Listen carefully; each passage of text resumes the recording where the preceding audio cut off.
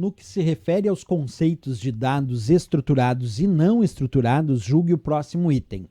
Os dados estruturados diferenciam-se dos dados não estruturados pela rigidez em seu formato e pelo fato de poderem ser armazenados em campos de tabelas de um banco de dados relacional.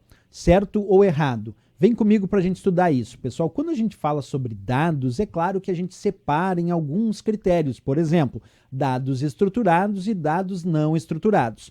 Os dados chamados de estruturados, eles são organizados em linhas e colunas, em um formato definido de forma bem rígida, de modo que os aplicativos possam recuperar e processar eles com eficiência. Esse é o entendimento dos dados estruturados. E é muito importante saber que quando a gente fala sobre bancos de dados, é fácil identificar os dados estruturados, porque são aqueles que a gente pode colocar de forma bem fácil dentro de tabelas de bancos de dados relacionais, lá descritos nos seus campos, com os seus registros. Então, é muito fácil colocar dados estruturados, organizados de forma rígida, organizados lá em linhas, colunas de uma determinada tabela de um banco de dados relacional. Já os dados chamados de não estruturados são aqueles que eles não têm uma estrutura rígida pré-definida, né?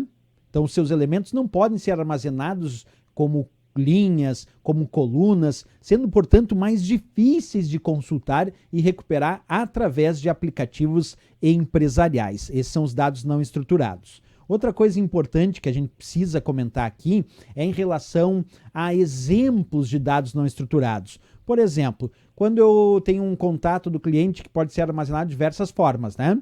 Mas vamos imaginar que eu coloquei uma nota autoadesiva, escrevi os dados de um cliente, isso é dado não estruturado. Como é que eu vou botar essa nota autoadesiva? Precisa matar dentro do computador? Não, estou dizendo uma nota comum.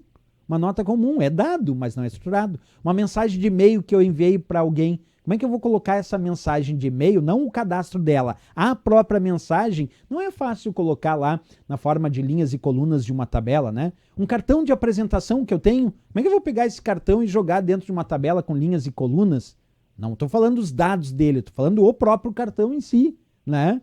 Até mesmo arquivos, por exemplo, pegar um arquivo do Word inteirinho com 580 páginas. Como é que eu vou organizar esse arquivo do Word de 580 páginas dentro de um banco de dados com linhas e colunas? Fica difícil.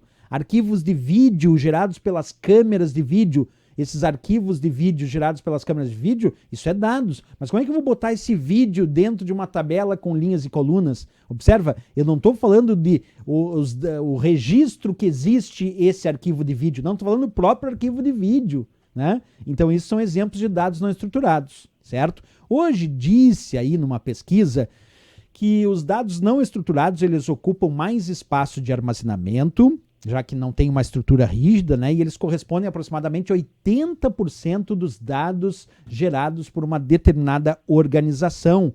Essa pesquisa foi feita, por exemplo, pela IBM, que a IBM mesmo diz lá na sua pesquisa, 80% dos dados disponíveis hoje não são estruturados e, portanto, quase invisíveis aos computadores. Então, as empresas hoje estão se beneficiando de somente 20% de tudo que está disponível aí, palavras da IBM. Então, voltando à questão que dizia, os dados estruturados diferenciam-se dos dados não estruturados. Perfeito, mas diferenciam-se por quê? Aí ele vem, pela rigidez de seu formato. Perfeito, estruturados têm uma rigidez de formato. E pelo fato de poderem ser armazenados em campos de tabelas de um banco de dados relacional. Perfeito. Se eles são estruturados, eles têm uma estrutura rígida em linhas e colunas, o que facilita a ideia de cadastrar em tabelas de bancos de dados, em campos de tabelas de bancos de dados relacionais, como descrito aqui na questão. Portanto, vamos marcar como certíssimo essa questão. Valeu, pessoal. Mais uma respondida. Grande abraço. Bons estudos.